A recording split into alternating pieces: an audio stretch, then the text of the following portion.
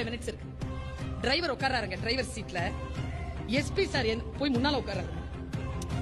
SP sir முன்னால உட்கார்ந்து பின்னால யாரும் உட்கார முடியாதுங்க. as per protocol. ரொம்ப விஐபியா இருந்தா தான் உட்கார முடியும். உட்காருங்க மேடம் அப்படினாரு. நான் பின்னால உட்கார்றேன் சார். பக்கத்துல 2 பேர் வந்து புல்லட்ல டிஎஸ்பி. புல்லட்ல எஸ்கார்ட்ஸ் வராங்க. 8:05 உள்ள போயாச்சு. அப்ப SP Sarala have a nice trip man அப்படினு சொல்லி போனார்.